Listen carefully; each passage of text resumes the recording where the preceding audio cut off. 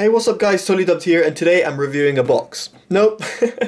Inside this box there is a gaming mouse, and that's how I received this press sample of the HyperX Pulsefire Surge. Oh, and shout out for HyperX for also sending me some socks. I know, as random as an intro that is to any YouTube video, I just thought to share that.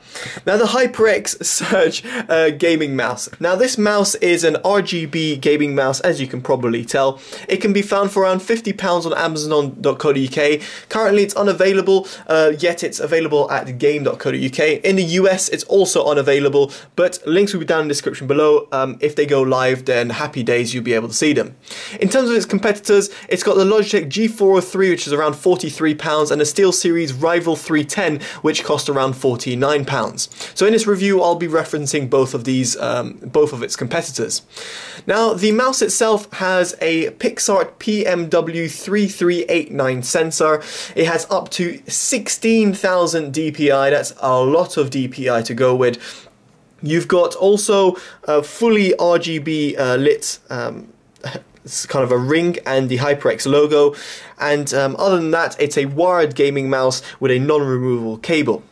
Now let's talk about the build quality first, and as I mentioned right there, it's its RGB lights. Now I'll show you the software in just a bit, but the software allows you fully to customize every single strand of RGB over here, and I've lost count in terms of how many different sections you can customize, but it's probably one of the most customizable RGB gaming mice I've ever come across.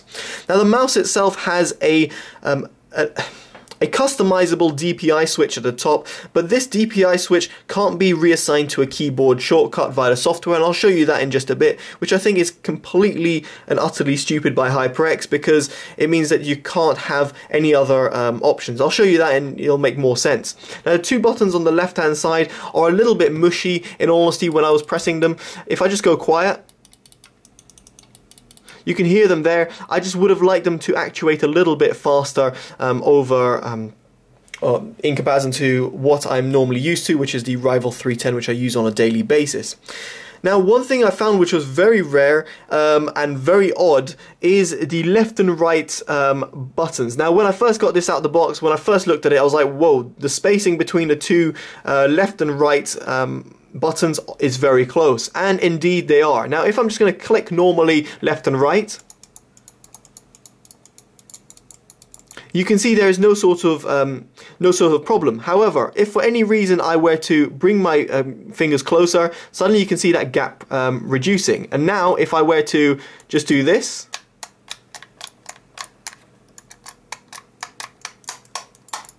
those two buttons are hitting each other.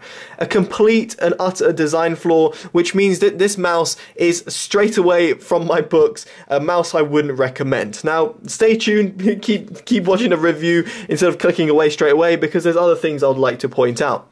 Now the mouse, other than that massive design flaw, I felt that the mouse's build quality and design was actually good. If you take away the left and right button, which is pretty much the two buttons you're going to use the most on any mouse, then its braided cable, and I wish was detachable. It would have added a little bit of extra longevity. In terms of the scroll wheel, had no problems with that.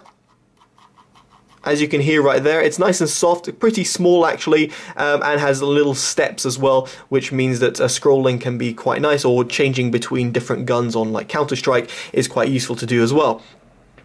Now in terms of the overall size, now my hand measures around 18.5 centimeters from the top to the bottom, around that, well about 18 centimeters from the top to the bottom, so bear that in mind. Now in terms of that, it fits pretty, it feels like a pretty small mouse in my hands. Now to give you an example, I'm just going to get the Rival 310, and you'll be able to see in terms of the size comparison, the Rival 310 is simply just that little bit bigger, so it fits in my hand just a little bit better. This meant that I felt like I was not claw gripping exactly, but I felt that I was like handling the mouse. Now obviously that all depends on your hand size, but I just would have preferred something a little bit bigger, but that is completely subjective and something that's not really relevant for a review, because every hand size is different. So apart from that, what about its performance? Now I played some Counter-Strike. Now you have to bear in mind a video is currently rendering on my PC, so it might not really accurately depict how the mouse is performing. But over here you can see the mouse and Counter-Strike in the background. I had no problems playing the game. Counter-Strike is just taking some time to load up, probably just there we go.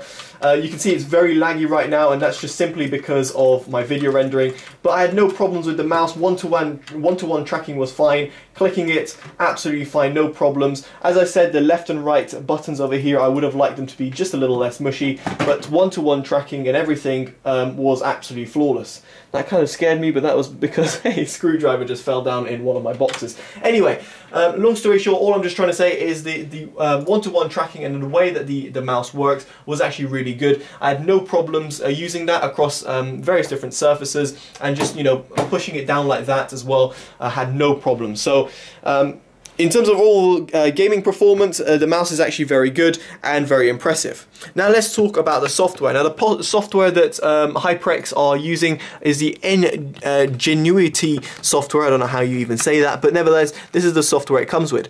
Now the software has different predefined modes, but then you can customize it. And in the customizing option, you can first of all see you can customize the colors. Now the colors, I've got it on wave at the moment, and just reducing that, right. The wave, you can see that on standard mode you can use a spectrum, single colors, but what's really interesting is the advanced mode. As you can see over here, this is the amount of customization you can get into, which is absolutely insane. As I said before, probably one of the most customizable RGB mice out there. Then in terms of its performance section, you can have 5 levels of DPI that you can select from, and you can also have the number of levels selected. As I said, it goes up to 16,000 DPI if you'd ever, for some reason, want to use that. I personally use it at 1,550 for this mouse specifically. Other than that, you've got the key assignment. So here is the flaw that I found. So for example, left and right buttons, you can go on a keyboard function. There's actually quite a lot of functions to choose from. So keyboard function 3 and 1 on the left buttons. But at the top, the DPI switch can't have a keyboard function. It's got mouse, DPI, Windows function, open and disable. Why there's no keyboard function here is beyond belief. I have no idea. Of course, you can set a macro to open a certain sort of keyboard function, but I just wanted a normal keyboard function that I could have just like I had on the left buttons over here. So very weird for HyperX to actually not include that. Nevertheless, the changes are instantaneous when you make them, so you can live see all the changes, so it's useful for the colors. So other than that, the software is good. I just would have really wanted that option to change the top button.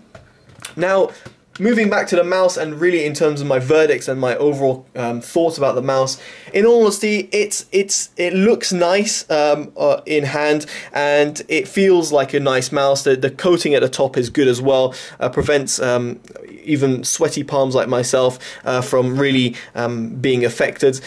But I just feel that there's a lot of missed tricks over here.